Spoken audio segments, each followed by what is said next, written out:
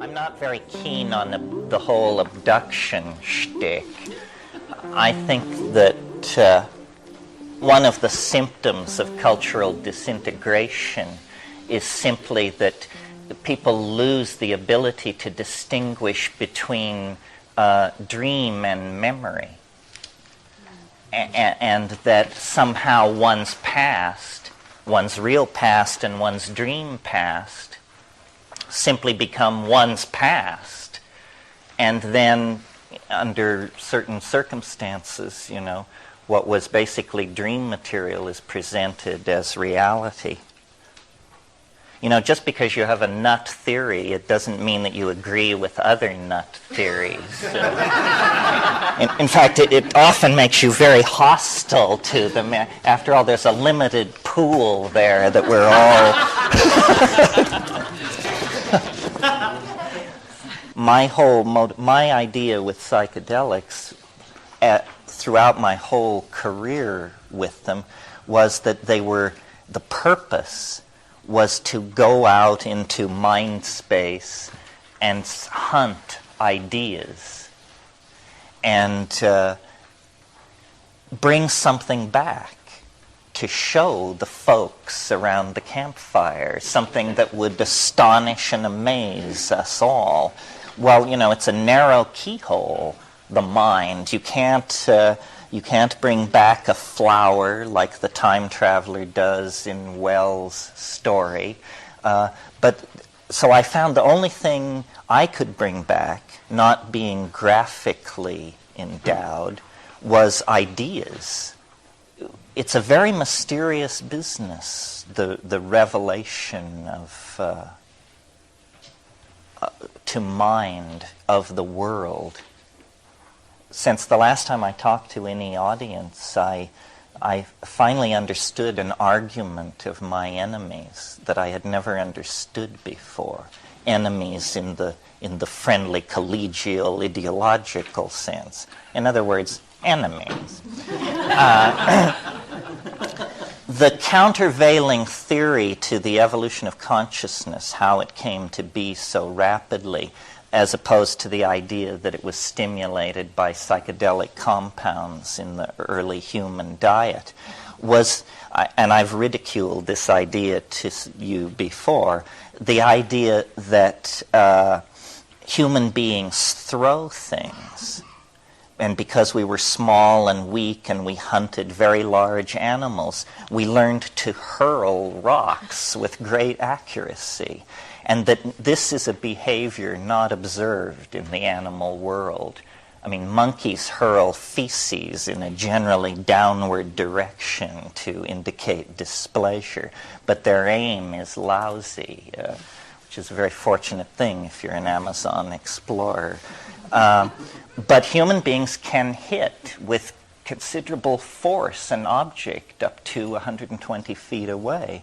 And evolutionary biologists have fastened on this as requiring so much coordination of neural material that there would be enough left over to invent Western civilization and explore the planets once you had this thing down. Well, it always seemed somewhat preposterous to me. And I pointed out that it would make the big league baseball pitcher the paradigm of evolutionary accomplishment in the human world if that standard were accepted. But now I understand the argument a little better. And it's slightly deeper than I thought, because here's what they were trying to say the first time.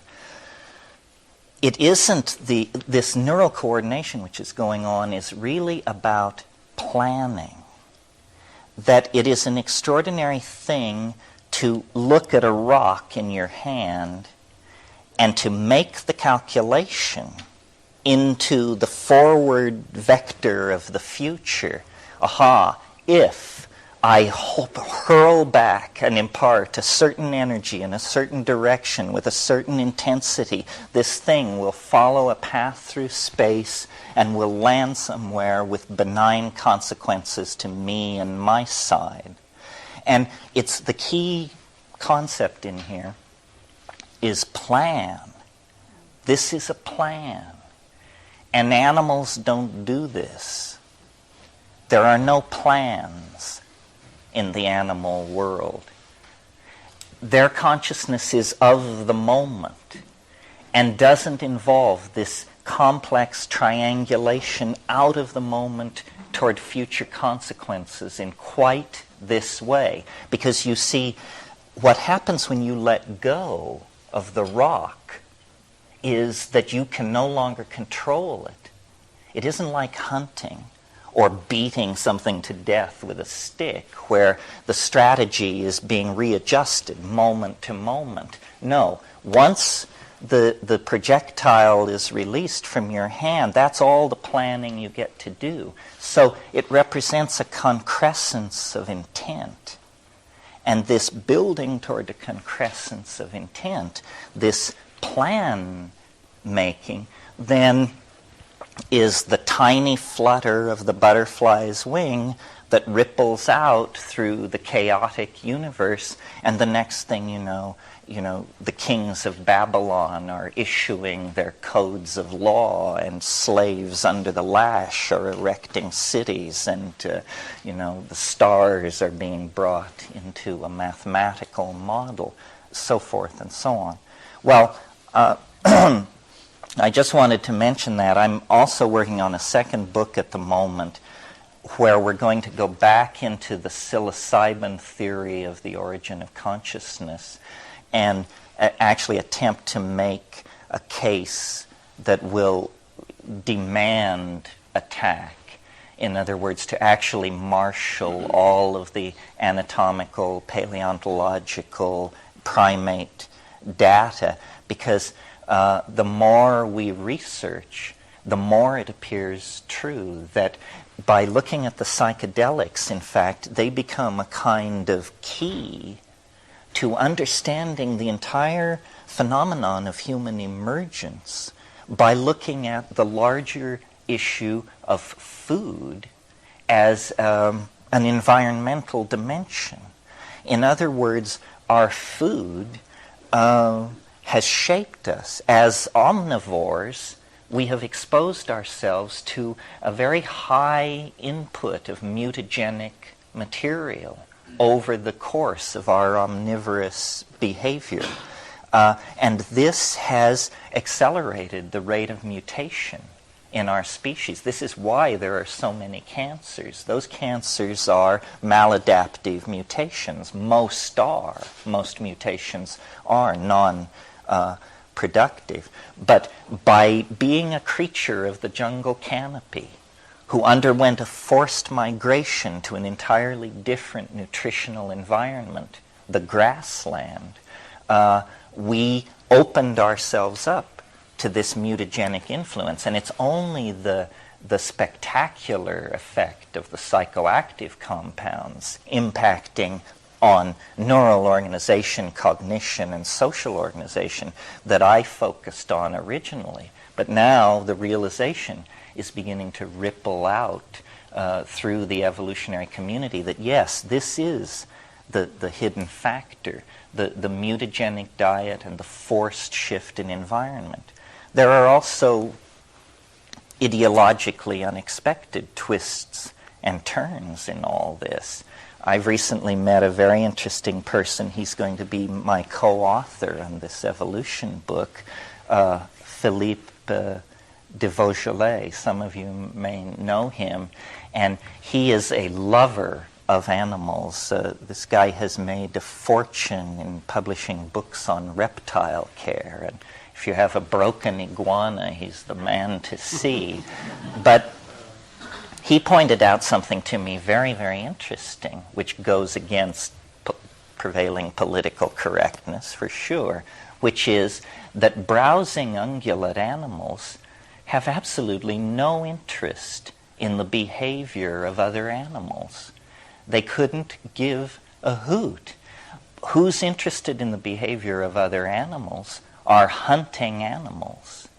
And that in order to successfully hunt an animal, you must, in a sense, be able to become it. You must be able to transfer your consciousness into it and imagine its motivations, its behaviors, so forth and so on.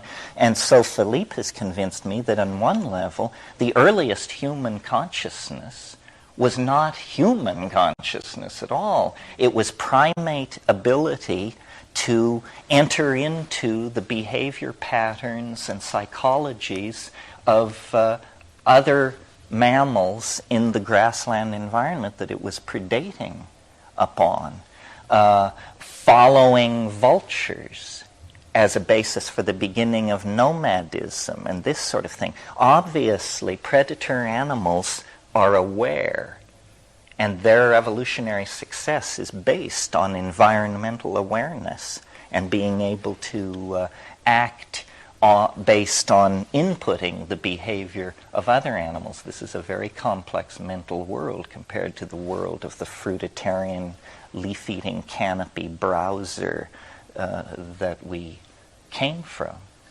And then it appears, that in a series of coalescing involutions of culture and neural organization, driven by the spatial coincidence of human beings, cattle, mushrooms, our original primate programming was restructured. And I've talked a great deal about this. I think this is the key to understanding at least our sexual politics. All primates have what are called dominance hierarchies. And this is where the hard-bodied, sharp-fanged males, young males, arrange everybody else to suit themselves. The elderly, the sexually available females, the young, homosexuals, the sick, everybody gets told where to stand and what to do. This is how primates operate. This is how we operate. However, I think that for a long period in human beings, this was interrupted by nutritional factors and drug factors in the environment. That in a sense, a human society that is using psilocybin on even a lunar cycle of use is suppressing the ordinary pattern of male dominance, hierarchical dominance. It's not genetically touching it. It's still there, but in the same way that if you give a population of aggressive people a lot of opium, aggression disappears. If you give a population of people a kind of psychedelic boundary-dissolving aphrodisiac that promotes group bonding and erodes monogamy and so forth, then you get a different social ambiance than if that weren't present. And I think the secret to understanding our curious relationship to the angelic and animal worlds has to do with the fact that under the influence of this hormone/enzyme, which was suppressing ordinary patterns of male dominance, consciousness underwent an extraordinary series of bifurcations. And language, theater, poetry, magic, religion, dance, music, ethical values, altruism, everything emerged, sometime between 35,000 and 10,000 years ago. The Paleolithic, the pre-agricultural era, an extraordinary period of novelty being expressed and conserved in the biological world. The primate species, the hominids, suddenly just take the stage and through an amazing series of cultural transformations become a planet-ruling species by 10,000 years ago. And then, not content with that, the process doesn't slow down, it accelerates. And this has to do with the fact that we have somehow created, through language, a kind of adaptive strategy that is so flexible that unlike most adaptive strategies, which sooner or later run into a blind box canyon and are just simply trapped there, butting their heads against the wall, you see it everywhere, the mussels down on the rocks, and most evolutionary developmental lines are dead ends.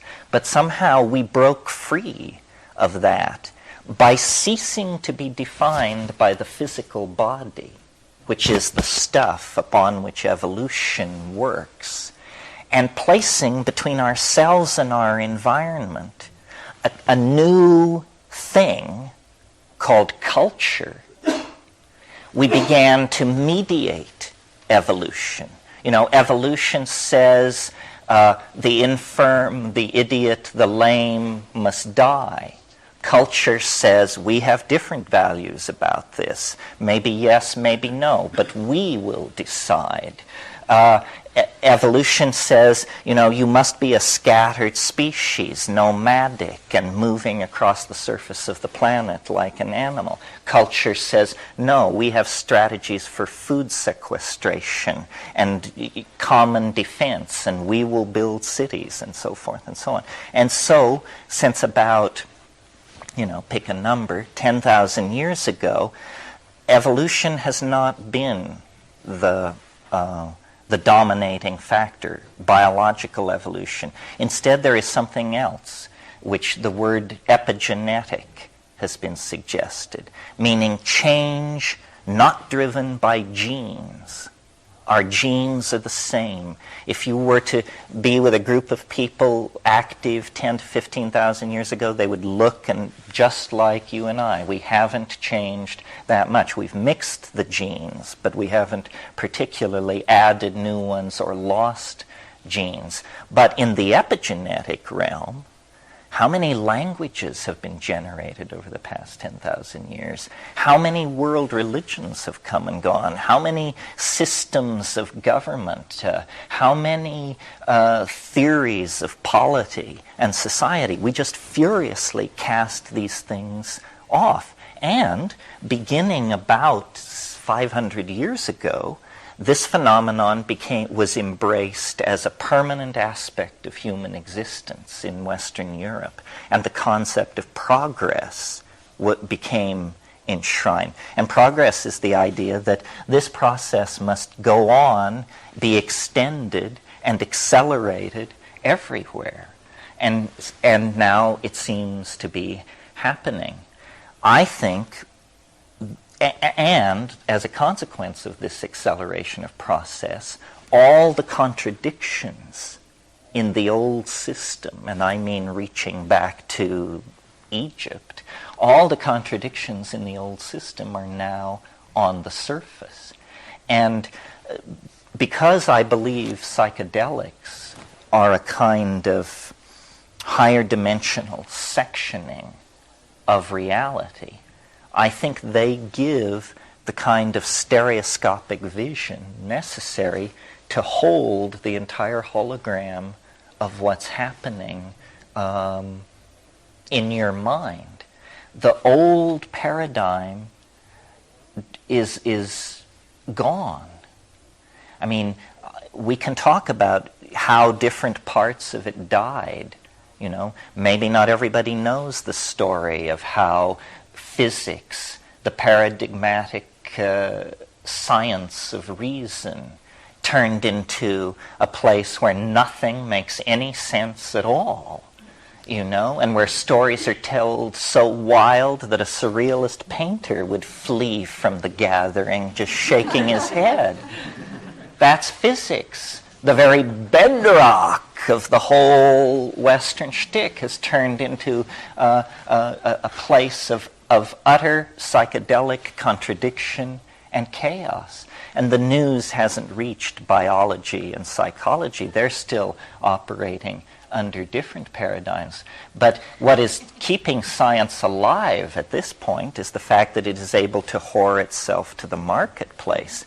But in terms of the old program, which was providing some kind of metaphysical recitation of the nature of the universe, it's pretty clearly out of reach at this point. I mean, the universe has been discovered to be stranger than you can suppose. And what this means to the troops, which is you and me, the citizens of these linear, print-created, scientism-ruled, democratic, industrial states, what it means to us is that you get your mind back. They have no need of it anymore.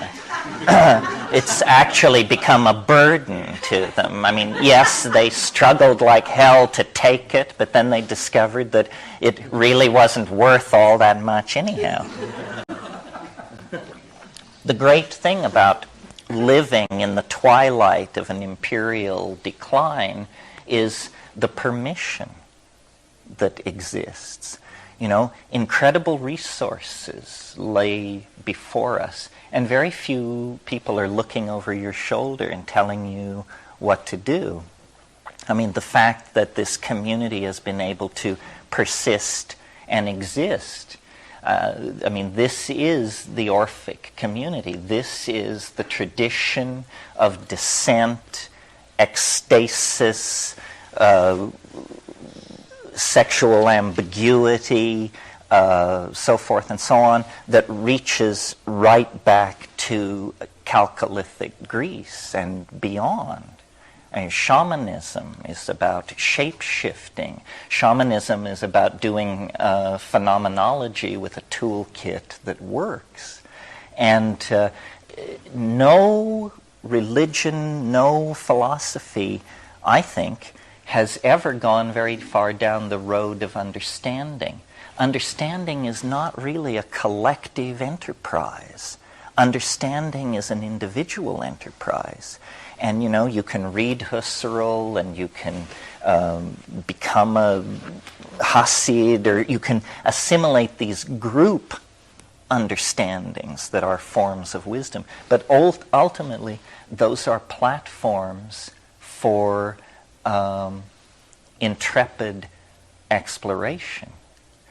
And now, at the end, I think, of this entire enterprise, I mean, I don't know whether I'm changing or the world is changing or both, but it has gotten so rich recently that it's like an enormous meal at some over-reviewed restaurant where you just have to push yourself away and say, you know, the spectacle is endless and amazing, and apparently it's all going to come true.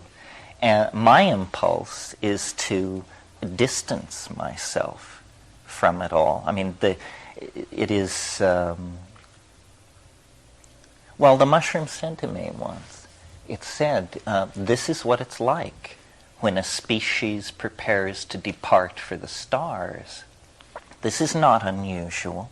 I mean, the earth quakes, the oceans boil, the planet came into existence for this. All life for over 1 billion years has been pointed toward taking this step. You know, leaving the oceans for the land was dress rehearsal for what will now be done. And, you know, it's chilling because it's so huge. I mean, you don't even know, well, it's just enormous. And yet, apparently, when you look back through the history of the universe, this is how it proceeds. Incredibly gradually, over staggering scales of time, but then every once in a while you come around the corner, and there it is. A continent sinks, an asteroid impacts, a star explodes, two intelligent species meet somewhere out in the cosmos. And these things then, you know, set ripples going for eons. Yeah. I'm curious what this has to do with psychedelics, because it seems to me that, you know, when you use psychedelics to break down perceptual barriers, that's one thing. But there's such momentum going on in the world today that things are breaking down without psychedelics, although it may appear psychedelic in terms of the way you see it. Do you see what I'm getting at? Yeah, I do. You know, I mean, so at this juncture, have we transcended psychedelics? Well, my idea is, you know, that the psychedelic recapitulates on the personal scale this universal meltdown that is going on without the need of psychedelics. But this universal meltdown is very frightening to people. Most people are pattern-oriented and nostalgic, and it scares them. And I think psychedelics are a way it's sort of like doing calisthenics in preparation for the marathon at the end of time. People who have taken psychedelics should be in a better position to reassure everybody else.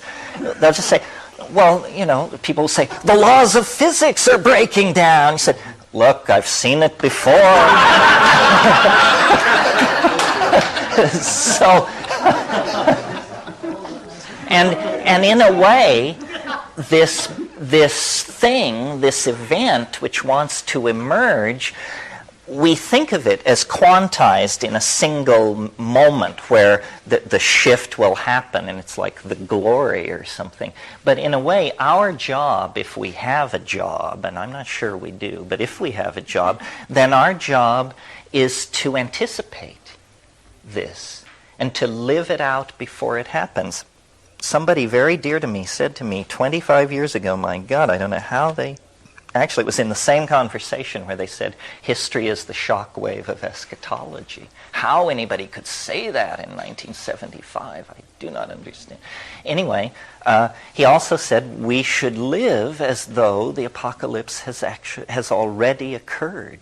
That's the only way to transcend the historical hysteria, because the historical hysteria is about this thing which it might happen, it won't happen, it will happen. No, you say, it did happen. It did happen. So enough about that already.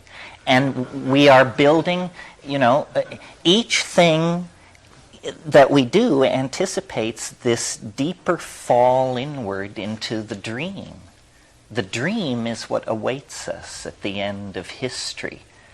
The dream, and you can call it hyperspace or cyberspace or the trans-death realm, but what it really is it's a going into the dream. And what is the dream? Well, the dream is a place where the laws are set by the imagination.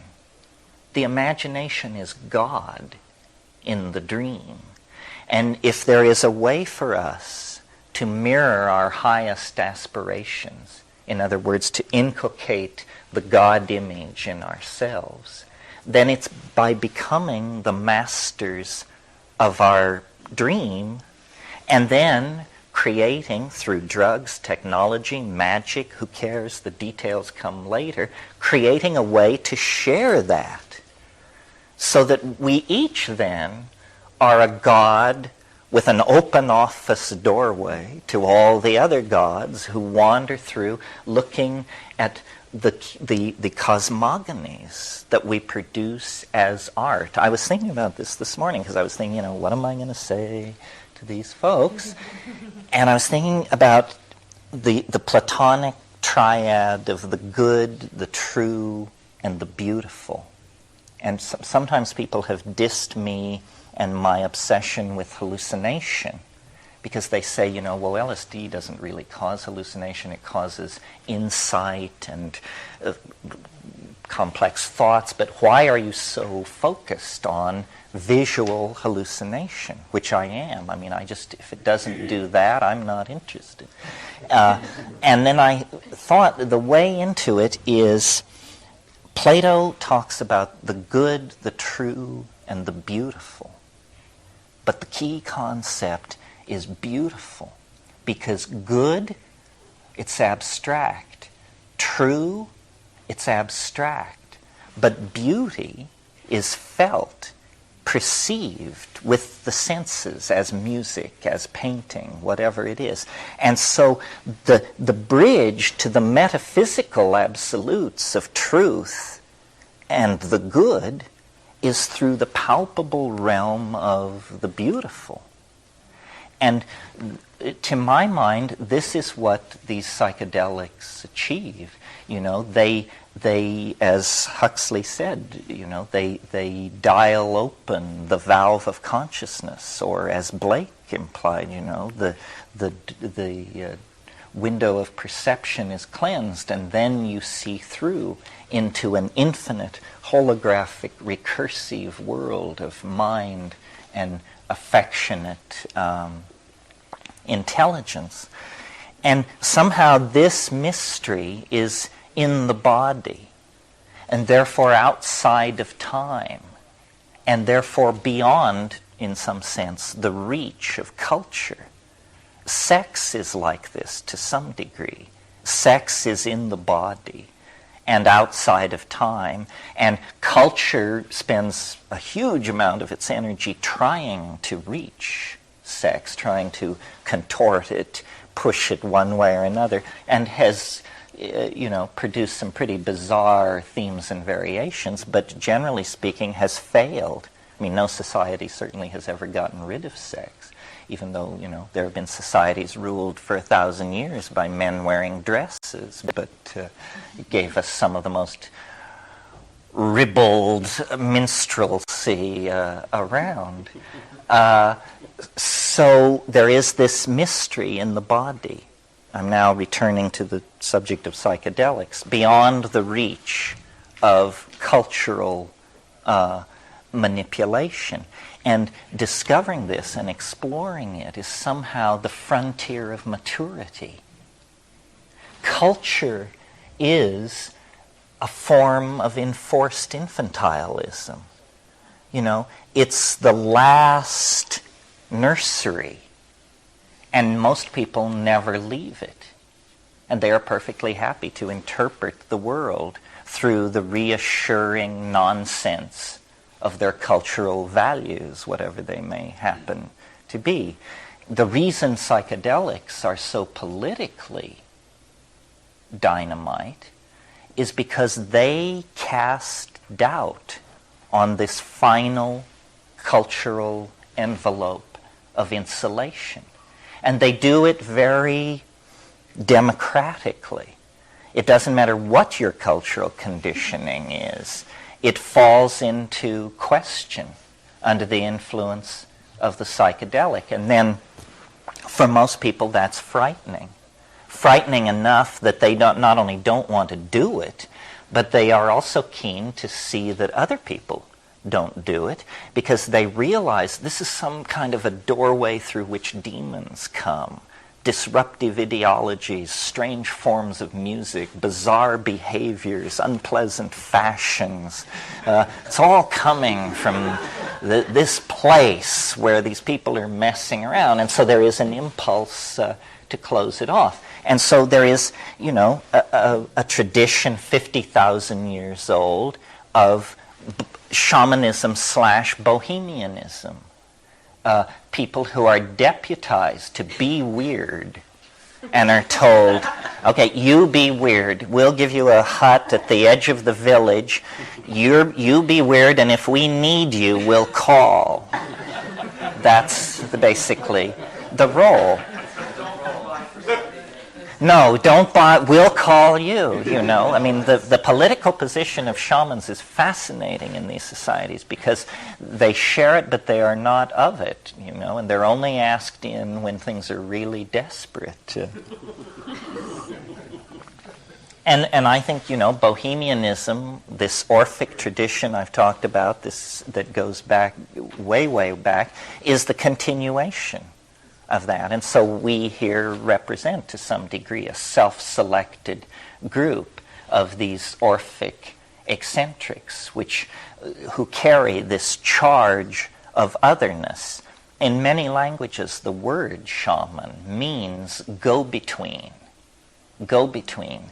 Shaman moves between levels, and the mythologies differ, either into a spirit world or an ancestor world or an animal world, but the go-between. And now let me see if I can tie this all up. Oh, I know. I wanted to follow this thing out about the suppression of male dominance through chemicals and diet and psilocybin and all that. The reason that is fascinating to me, aside from the fact that it answers some real conundrums in hominid evolutionary arguments, is that it then has an implication for the present, because we are the damaged heirs of a damaged cultural style which has been practiced now for about 7,000 years. And, there have been various corrective measures, all failures, I think. Christianity, Christ, a corrective measure, somebody who comes who says, don't do it that way, and they get rid of him, and within 50 years the church he founded is dealing real estate. And, then you get it in Islam, another corrective effort. But these things have not worked. The cultural style has been too toxic. And with the rise of modern science and the acceleration of the toxic consequences of bad ideology, we now come to the 20th century. And throughout the 20th century, there has been an impulse, What means bad ideology? Ideology that has consequences that are bad for the environment and the gene pool. Who knows what is bad for the environment? Well, nobody knows absolutely, but when you think about things like plutonium and nuclear weapons stockpile, I agree with you that in the largest picture, moral relativism makes it impossible to say anything about good and bad. But I'm not that morally relativistic. I think biology should be preferred over its absence, and that intelligence should be preferred over its absence. So I'm and because I think the universe wants to preserve novelty. That could actually be the basis of a kind of ethic. Bad is that which destroys novelty, and good is that which promotes it. It sounds awfully progressive. I remember the first time I was in Pakistan and I caught this rickshaw into Lahore, and this guy was being pulled by a human being, muscle power. And this guy said, "Oh, you're an American, this and that." And he said, he said, "This country is screwed up. This country is really screwed up." And I said, "Well, what's wrong with it?" And he said, "You want to know what's wrong with it? Progress. Too much progress." And this was a man who made his living pulling people around in a rickshaw. So, it's a relativistic thing. But what I wanted to say was, there is an intelligence in the species that is deeper than the societies and the systems that we erect to rule us. And this wisdom of the species can make enormous changes in the evolution of the mass psyche, such as the Renaissance, for example. And in the 20th century, this has taken the form of what I call the archaic revival. And one of my books is called The Archaic Revival.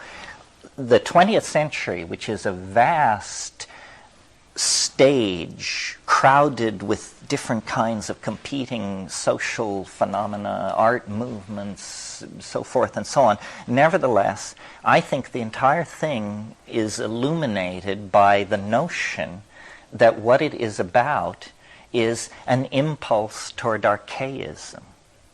That in the sciences, the arts, everywhere, the archaic ideal is raising its protean head. And it begins with Freud in the early years of the 20th century, discovering by interviewing these Viennese bourgeois housewives that, human beings were brutes, and that, incest, rape, all the stuff was right below the surface. The rediscovery of the beast. And, certainly Germany developed that theme up into the 40s. Meanwhile, people were bringing African masks to Paris, and Cubism was basing its early theory on the deconstruction of primitive art. Meanwhile, people like Eric Satie were abandoning the canons of classical composition in music, and the 12-tone row was being experimented. Jazz was being given new attention, and for its primitiveness, its rhythm, its sense of something beyond the reach of civilization. Meanwhile, the deconstruction of painting that had begun with Impressionism, which, Impressionism is simply 20 minutes into LSD, had gone deeper, had developed, first of all, into the deconstructive spirit of Dada, where people tore up telephone directories and rang bells while they, did something else. In other words, the absurd appears for the first time, an enormous theme in 20th century life, just the incoherent idiocy of it all. And then surrealism, taking up the Freudian tune, begins to portray these worlds of distorted association and so forth and so on. Well, all this is about boundary dissolution. It was happening on the Bohemian left. It was happening on the fascist right. The rise of Marxism is a collectivist theory of society, very concerned with collectivism, so forth and so on. And then, enormous changes. Auschwitz, the atom bomb, space flight. And now where we are is, for 10, 15 years, there has been this awareness that it is about direct experience of the numinous, and it's been hideously marketed and raped by the entrepreneurial instinct, and peddled back to us as dozens of New Age cults diced up and presented as different from each other. But the impulse toward this authentic dissolving experience is real. It was there in Theosophy. It was there in the Beats. It came up through the hippies. It survived the trivialization of the New Age. And it has now found its way into the youth culture, into rave and house music and that whole thing, and it's healthier than it ever was. Well, the central figure in all of this, when you get it down to the idea that a culture must have a culture hero, meaning a paradigmatic ideal to constellate around, the central figure, it has been realized, is the shaman, who is, this person of indeterminate depth. Everyone else has a determinable depth. They are the linear cardboard people walking around. But the shaman is of indeterminate depth. That's why that's the secret of Carlos Castaneda's magic. He creates a literary character that in any other culture would be deemed mythical, but because of our attitude toward the depth of the shaman, we can't tell.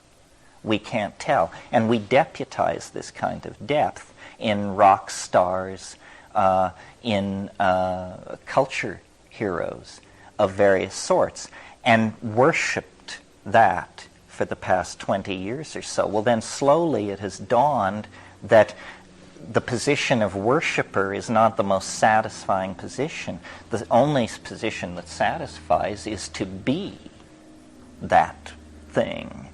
And then at that point you're at the psychedelic crossroads, I think, because you will either make a how can I put it? Well, a conservative decision and seek a guru of some sort and be lost in that, which is a whole shell game. Or you will simply cut through the human domain and make a pact with a plant, a substance, and then you will, at that moment, be at the threshold of your adulthood. That's leaving home. Home is culture. Home is this fabric of imaginary values that have been created and maintained by a pathological culture. And so, it's a personal thing. ultimately. Very controversial, not easy to do, and then once done, it has to be integrated, dealt with, thought about. And that, as far as I can tell, is a task that extends well beyond the yawning grave. So you talked about the dream. It reminded me of the Aboriginal culture, and that's kind of how they live their lives in the dream time. Is that what you're talking about, living in the dream, being in touch with? Yeah, to some degree. I don't know that much about Aboriginals. I'm interested. I read Bruce Chatwin's book, Songlines, and I found it absolutely fascinating. And if you want an example, I'll talk about it for a minute because it bears on something I'm very interested in. Part of the transformation that I think is going to happen to us lies in the way we deal with language neurologically. Because under the influence of psychedelics, especially short-acting tryptamines like DMT, you experience phenomena which seem to be transformations of the language modality. And I've described this stuff as visible language, that you can actually sing meaning into visible existence. And I've seen this on ayahuasca. This is what ayahuasca is about, the famous group states of mind that anthropologists talk about. What they really are three-dimensional acoustical sculptures that are made by groups of people who are loaded. And it's an extraordinary thing. It's an experience you can't have any other way. And it's not quite telepathy, or perhaps more than telepathy. And the key concept in communications is bandwidth. Bandwidth. The more bandwidth you have, the more detail, color, tone you can impart to your signal.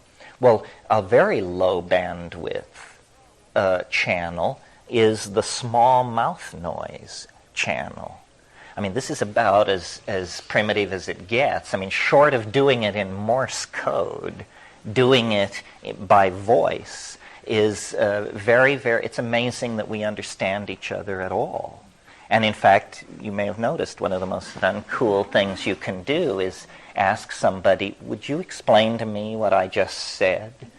And they say, oh dear, I'm afraid I was, generally, and a lot of floundering around. In these ayahuasca states, what you see are group-generated acoustical hallucinations. And because ayahuasca is composed of psychedelic compounds which occur in normal brain chemistry, in other words, nothing exotic to human brain tissue is present, it raises the question, well, how close is normal metabolic chemistry to be having an ability to do this?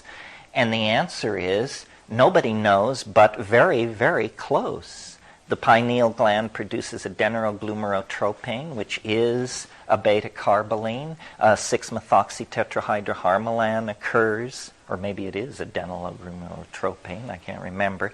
Anyway, there are active beta-carbolines produced in brain metabolism. And language is such an odd phenomenon anyway in our species. Notice that you have to have two people to do it, which raises a real question about how you get that coordinated the first time out. And it's a behavior. It isn't an organ. It isn't like my arm, my nose. It's a behavior.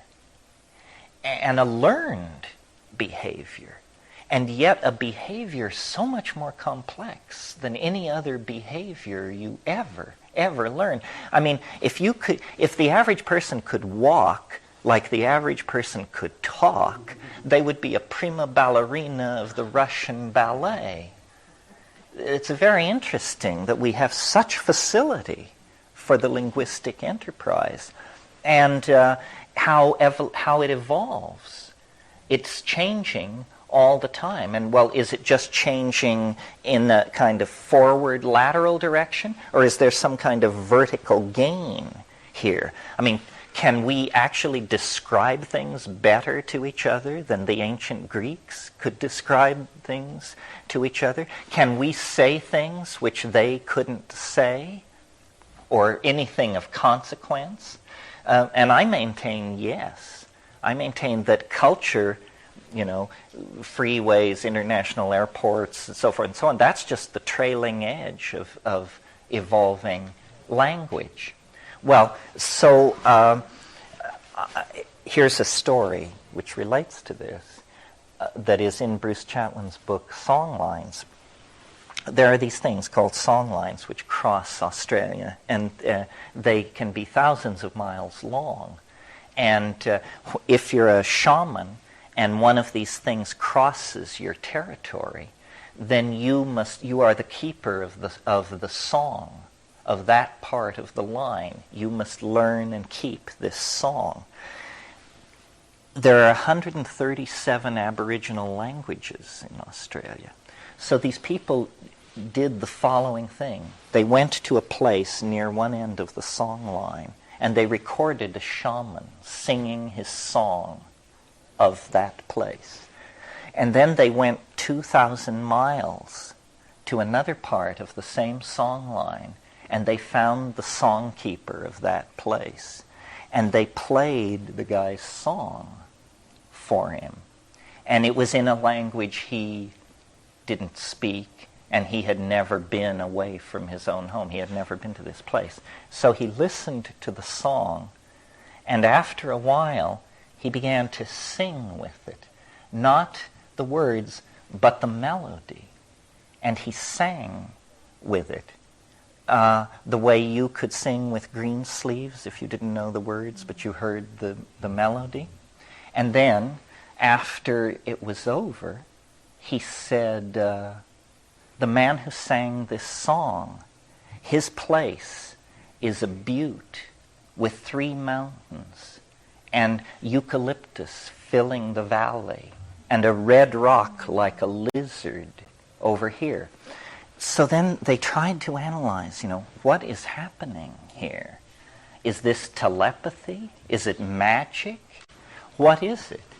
And I think the key to understanding it lies in, I've recently seen, you can actually buy for about $600 a piece of software where you glue electrodes to your head and sit down in front of your computer, and you see an undulating landscape of neural readouts that look, lo and behold, like mountains, valleys, escarpments. It's like a visit to Utah.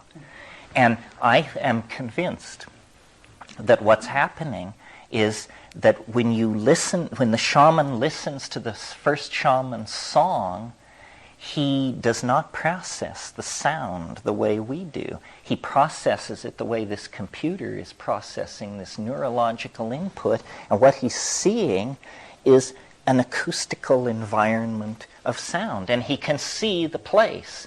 The song is the way it is because the song is not a song. The song is a hologrammatic acoustogram of the topology of the land through which the song line passes. These people are called the most primitive people in the world, remember? So I just recently became aware of this. It's very exciting to me. I'm interested in this software, but this is the kind of thing that lies out there. Because you see, the world arrives at the surface of your skin as one thing, but the senses bifurcate the incoming signal. The light goes to the eyes, the acoustical signal goes to the ears, the tactile signal is conveyed through the skin, and so then when we reconstruct the world, the wells are showing rather prominently in the model. And what happens with the psychedelics is, it seems as though somewhere deep in the brain there is an organ or a program that can take all of the incoming sensory data and actually recombine it into a synesthetic whole, which is neither seen nor felt nor heard, but which is, hologrocked or something, a sense which unites all of the other senses. And that's what I call going into this informational superspace. That's what the psychedelic experience is. It reunifies the sensory datum of the world. And I might add, the whole world, not the surface of the world, which is what is conveyed to us by light, but the internal dimension of transcendence, which is in the world, is also present. Yeah. It's very interesting that you mentioned that binding together of the senses. I attended a conference earlier this year called Toward a Scientific Basis for Consciousness in Arizona, and a number of the presentations focused on the way in which the brain operates when this binding takes place. And it turns out that different cortical groups start to talk to one another by oscillating together in phase. Right. And when they're phase locked like that, then they bind this information into a whole.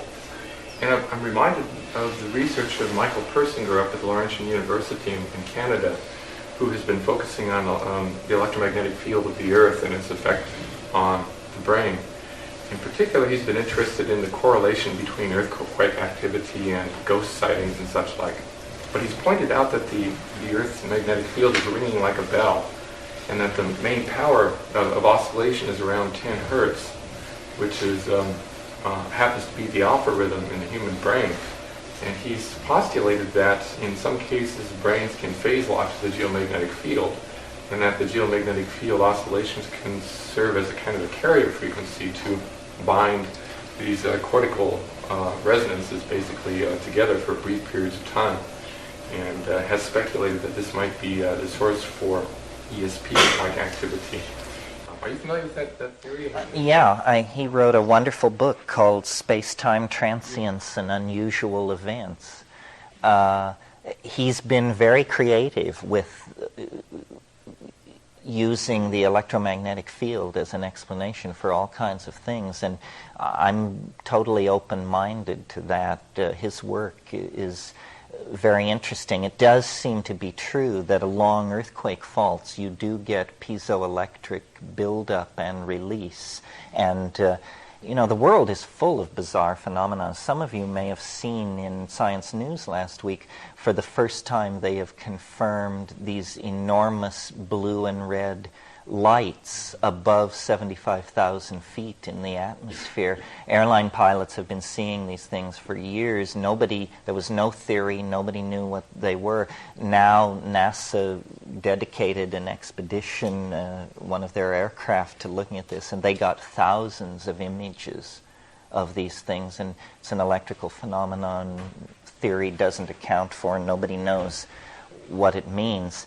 On one level, I'm sympathetic to Persinger and that approach to explaining some of these things, and I do think the place has been overlooked in importance. On another level, this is a very hard thing to talk about, but there is like what I call linguistic viruses, which infect the effort to communicate. And they're very hard to catch at work. So, and it has to do with how can people believe things which are absurd. And it's very interesting to spend time with people who believe that things are something which is absurd. And a lot of people bring raps to me that they want confirmation or disconfirmation on. And I passed this way last night when I talked about the rules of evidence. The standard of discourse has decayed to the point where it's very hard to get any kind of consensus about anything, because most people participating don't know how the game is played. And linguistic viruses really are responsible for much more of reality than we suppose. I suppose I can't really talk about this without stepping on somebody's toes. So let me pick. Well, for example, crop circles. Crop circles are important, and what was going on at the England end was these things were absurd. I mean, you had only to see one to understand what was going on, and to see that a confluence of British eccentricity, ripe grain, a certain ambiance in the air was allowing these things to come into being, and then the media was fanning it into existence. Well, now, how does this work? Talking of coupled oscillators and Persinger and all that. Pardon me? Repeat that law. Oh, that the paranormal phenomenon has an impact in an inverse square relationship to the distance you are from the event. You see? Because here's how it works. The media is reporting the onrushing phenomenon of existence, stock markets, wars, diplomatic meetings, gangster killings, so forth and so on. Then something weird happens. Now, I have a job, you have a job, we note that something weird has happened. But it doesn't affect us. But scattered through the society, there are people who, when they open their paper and say, strange pattern in Wheatfield near Wiltshire, they look and say, aha, I knew it. This is what we've been waiting for. This is the sign. And they jump in their car and they drive to Wiltshire to look at the crop circle. And they get there first. Well, then comes the press. And they say, well, what is this? Say, well, the farmer doesn't know. And everybody's standing around. And finally, the weird person takes courage and says, well, actually, I've been studying a peculiar form of biological energy for some 30 years, and my theory, and you're off and running at that point. And so weirdness attracts weirdos, who then interpret the weirdness very weirdly, because they came with sharpened axes to grind, you see. And the crop circle thing was a test case for this. This is why I spend so much time on it. It did no credit to anybody. The occult just went sailing over the edge.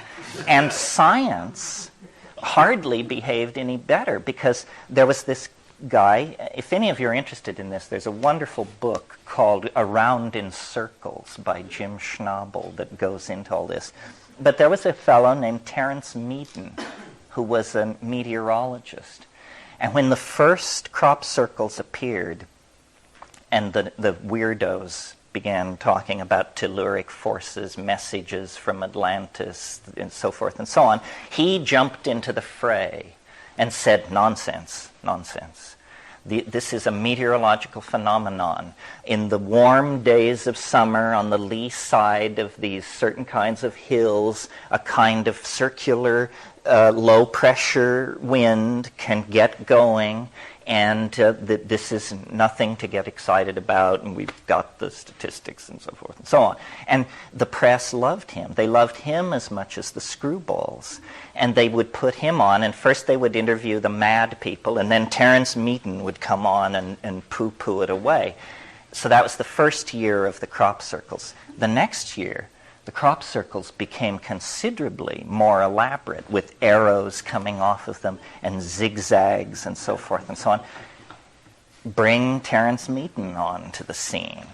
And he says, well, you know, the new field of dynamic instability indicates that the mathematical solutions to these breakdown states are very complicated and unusual patterns. And so then the next year, it was inconceivably complex, the crop circles. Meanwhile, crop circle time is in the springtime. It's dead in the winter because the fields are empty. So Meaden had used the winter time to go to the Institute of Electrostatic Physics in Nagoya, and came back full of talk about roving plasmic fields and this sort of thing. And armed with the roving plasmic fields, no crop circle was too bizarre to not be proclaimed the product of natural forces. And this went on. And finally, BBC Two, and you can think about this what you like, but they made a crop circle in frustration with this whole thing. They made a crop circle. And among the crop circle cognoscenti, there are certain moves that are the favorite moves, that are the authenticating moves, the no human being could possibly do it moves. And so the BBC Two people made a very good crop circle. And they brought Terence Mckenna out and said, Terence, we've just spotted one over here, and we'll get you right to the scene before the tourists get there. And they toured with him, and he pointed out, the distinguishing characteristics, no doubt about it. And then they sat him down in the center of this field, and they said, Terence, we made it. And, it's a horrible thing, actually, to see a grown man cry. Because, he is devastated.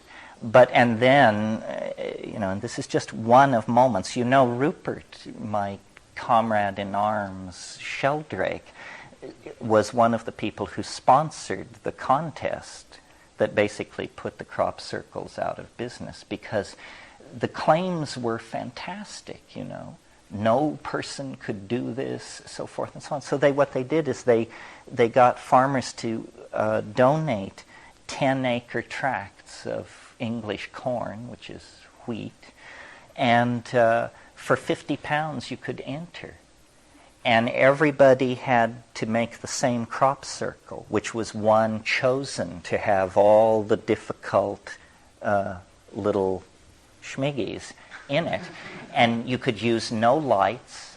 You had to go into the field at 10 p.m. and be out by 4 a.m. And at dawn, the helicopters flew over with the video crews, and then crop circles were toured on the ground and awards were made. And this guy, Jim Schnabel, who wrote this book I mentioned, by himself, in total darkness, in 2.5 hours, made the winning entry. And it was a very close tie between him and a helicopter crew from a nearby air base who also made one. So, and yet, and this is to some degree the whole point of the story, and yet there are people whose eyes fill with tears when I do this rap, because they haven't heard. And it will never die now, I'm convinced. It's an informational virus loose in the world, and crop circles will occasionally appear, and but it was really a breakout that was so predictable from the unconscious that it amazed me while it was going on how many friendships were strained over this thing. Isn't that kind of also a recapitulation of the history of the Catholic Church? And the fall of the Ming Dynasty. I believe. Yes. But I think there's like a virus embedded within the virus here, because part of what happens when these sorts of things erupt onto the media scene, and this is true for UFO, whenever one of those outbursts take place, is that there's this incredible elaboration and complexity that emerges in the kinds of stories that people are telling. The abduction thing would be the latest. By the way, Persinger is involved in that too, by showing that electromagnetic fields to the brain can induce these weird, out-of-the-body experiences. But in the case of crop circles, they've been reported for many decades, but they've not received much attention. They're just little circles that have a spiral pattern in them, and they've been seen around the world. And my personal view is that there's probably a series of different phenomena that have been shoveled into one category, but when the media gets a hold of them, all crop circles are the same. And when fractal design starts showing up outside the university campus there, you know, the Mandelbrot set, which is one of the most ridiculous of the crop circle patterns, the media presents the image that these are all the same. They're all the same phenomena. And so consequently, probably, I wouldn't be surprised that Meaden might be right at some level that there are dust devil-like phenomena. No, I agree with you completely. I mean, they tracked down a 1733 account of something called the Devil's Mower. And, you know, I grew up in western Colorado, and part of my rite of initiation into manhood was enforced elk hunting on horseback every autumn. And we would come upon these places in the forest that had been whirled down. And the explanation was just these are deadfalls from whirlwinds. But it always seemed to me, had anybody ever seen one of these things occur? It was a very odd explanation. Yes, it's about informational distortion and decay. You're quite right. I went to a flying saucer convention against my better judgment. And I learned more, my opinion about flying saucers evolved more over that weekend than in the previous 30 years of being interested in flying saucers. And I was, you know, read all the books, all the special cases, I knew the data and all that, but I had never hung out with flying saucer people. And it was so obviously a private Idaho that I just couldn't wait to get away. And I think, I don't know, there are two impulses in the human psyche, I mean, at least two in this case, and I just don't resonate with believers in anything. I mean, I get insulting to Buddhists, for God's sake. I mean, it's just something about their smugness and their whole bit that just brings, I just want to squash it. So you can imagine how I behave in the presence of Scientologists and the rest of it. Belief is it's a form of infantilism. There is no grounds for believing anything.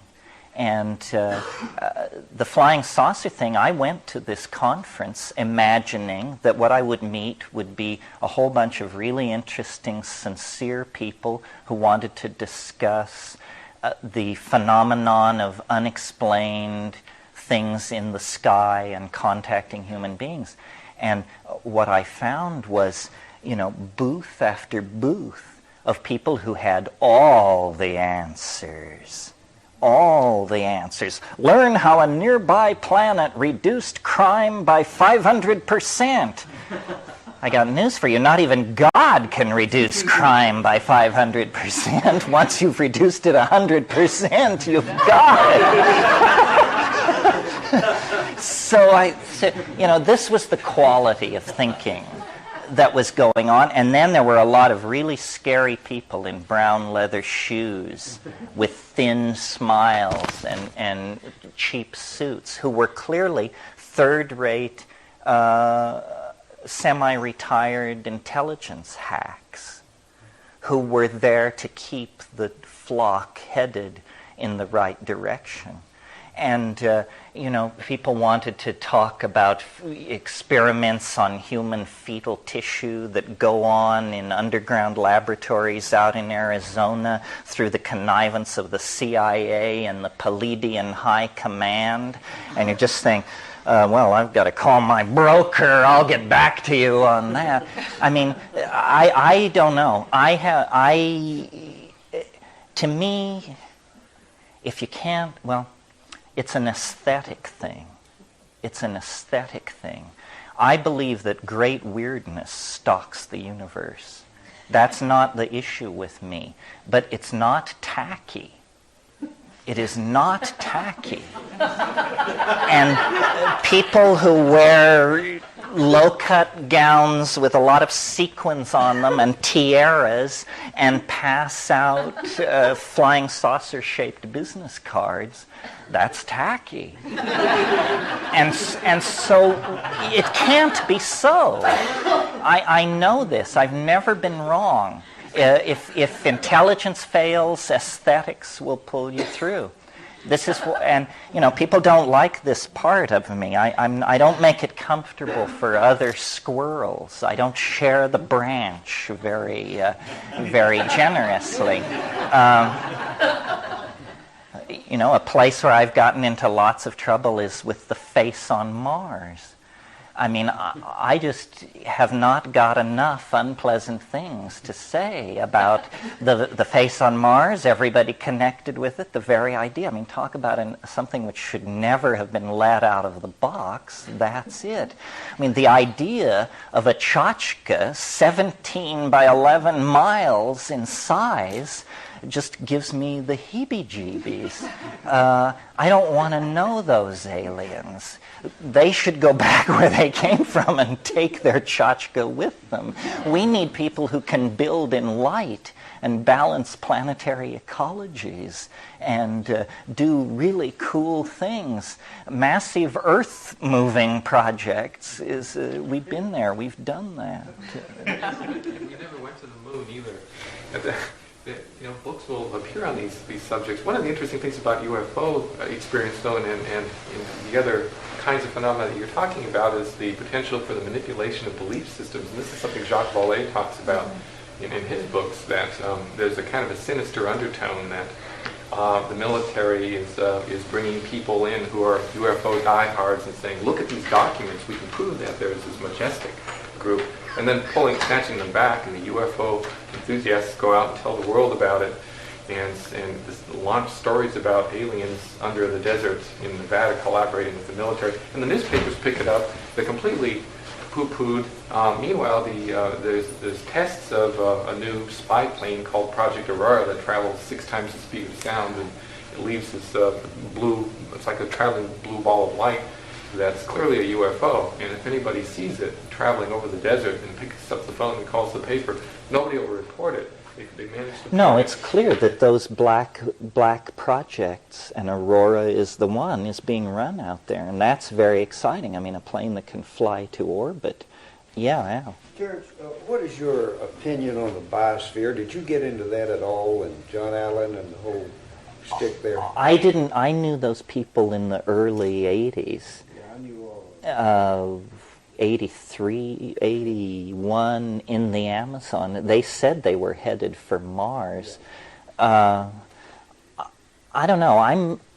They are derivative of J.G. Bennett's school of Gurdjieff.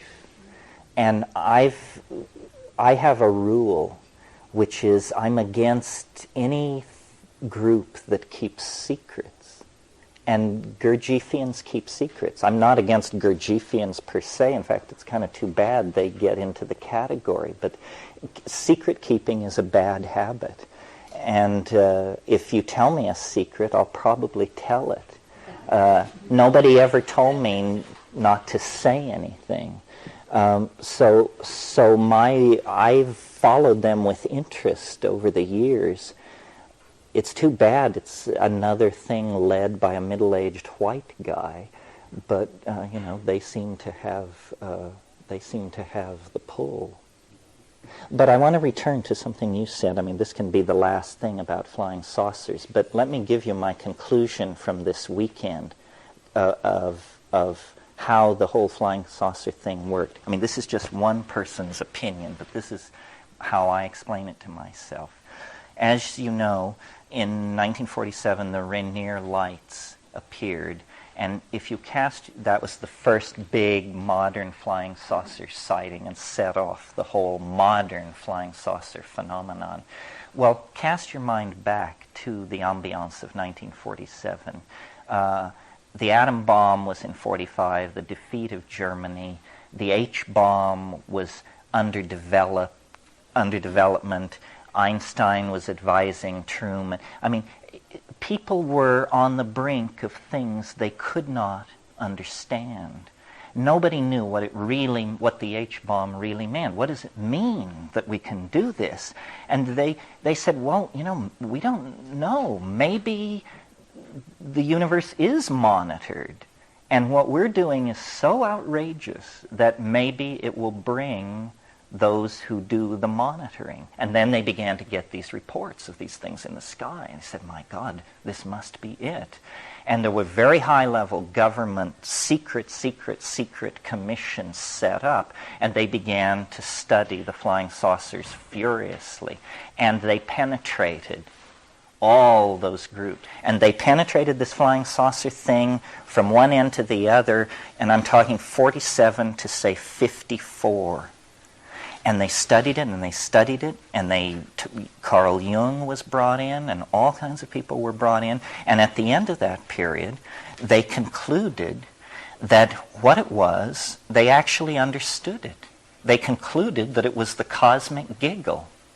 They concluded that it was that unreducible nub of nuttiness that haunts reality, and that it was not a threat to the security of North American air defenses. That was their question. Is this a military problem for us? And by 54 or so, they had decided whatever this is, a linguistic virus, a mass hallucination, or whatever it is not a problem for the military defense of North America.